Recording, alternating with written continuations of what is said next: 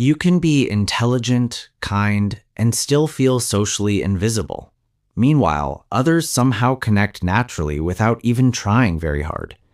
And honestly, that difference can slowly start hurting your confidence deeply.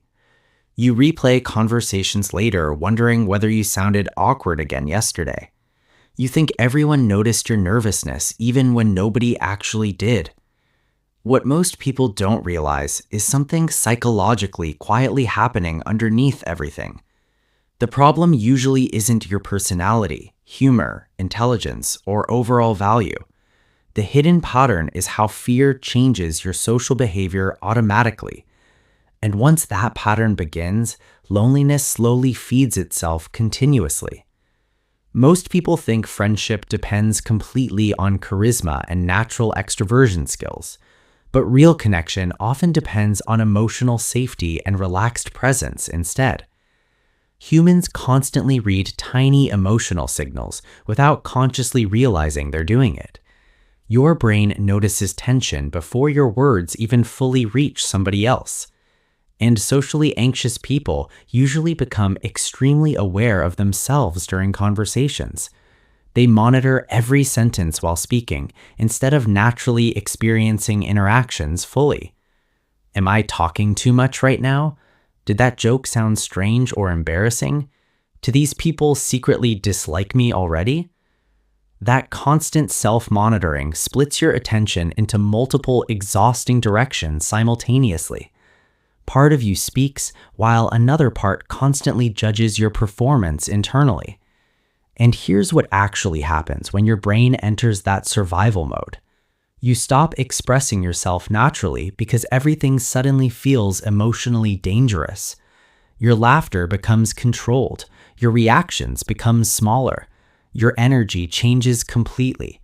You begin protecting yourself before rejection even has a chance appearing externally.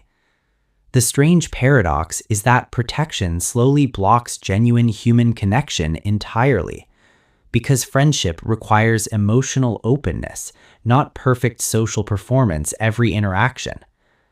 Think about two completely different people entering the exact same conversation together. One person sounds imperfect, relaxed, spontaneous, emotionally present, and naturally comfortable socially. The second person carefully calculates every sentence before speaking anything emotionally honest. Ironically, the imperfect person usually feels much safer emotionally around others immediately, because humans trust emotional authenticity more than polished conversational performance most times. And past rejection can quietly make this entire psychological cycle much stronger.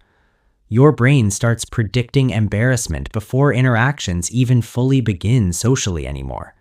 So you become quieter, more guarded, emotionally hidden, and increasingly difficult understanding internally. Not because you're boring, but because you're trying avoiding emotional pain constantly. You want connection deeply, while simultaneously protecting yourself from vulnerability completely. And not emotional contradiction slowly creates distance between you and other people. What most people don't realize is friendship rarely begins through impressive behavior alone. Real connection usually begins through imperfection, honesty, vulnerability, and relaxed emotional presence. People connect through small, authentic moments, not carefully managed social performances constantly. Maybe your real problem was never lacking confidence or social intelligence completely. Maybe you simply became too afraid of being emotionally seen by others. And once fear controls behavior, authenticity slowly disappears from conversations naturally over time. So stop treating every interaction like some important psychological test you must pass. You don't need becoming more impressive for people connecting with you emotionally.